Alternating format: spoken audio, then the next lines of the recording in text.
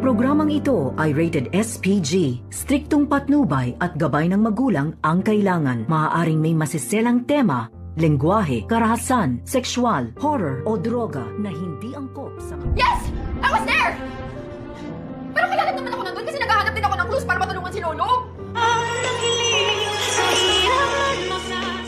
Narito na nga ang ating pakabangan ngayong Huwebes sa abot kamay na pangarap.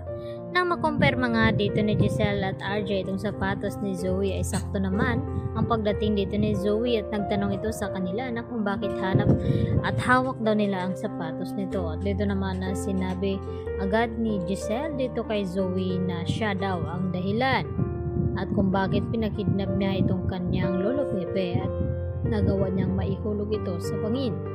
At syempre ang ginawa naman dito ni Zoe ay todo tanggi sa mga paratang na ibinabato nga ni Giselle sa kanya. At maya-maya nga dito rin na inamin ni Zoe sa kanila na oo, I was there. Dahil nandun din daw siya upang naghahanap siya ng closure kung nasaan nga daw itong kanyang lolo Pepe. At hindi daw niya alam na kung paano natanggal sa kanyang sapatos ang ganong disenyo. At dito naman na umiyak itong si Zoe at ginawa niya lahat upang magmamakaawa dito kay RJ at makonsensya ito. At dito rin na sinabi ni Zoe na nagpapakita daw at nagpaparamdam sa kanya itong si Don Pepe upang ipahatid sa kanya na kinakailangan daw siya nito.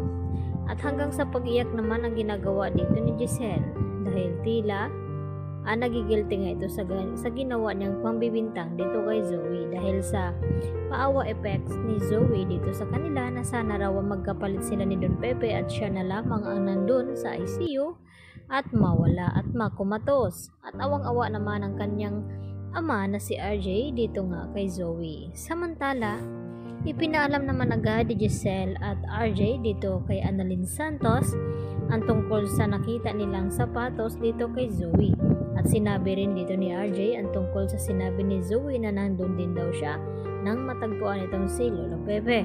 At dito naman na sinagot ni Annalyn ito at sinabi dito sa kanyang ama na nagsisinungaling ito si Zoe dahil hindi nga daw nila nakita dito ni Doc Lyndon Javier itong si Zoe na naroon. Dahil tanging dalawa lamang, si Lyndon at itong si Annalyn, ang nandoon nang matagpuan nga itong si Lolo Pepe. At dito naman nagkaroon na naman ulit ng hinala itong si Giselle na sa tingin nito ay nagsisinungaling nga at malakas pa rin ang kutob ni Giselle na may kinalaman pa rin itong si Zoe sa nangyari nga dito kay Don Pepe.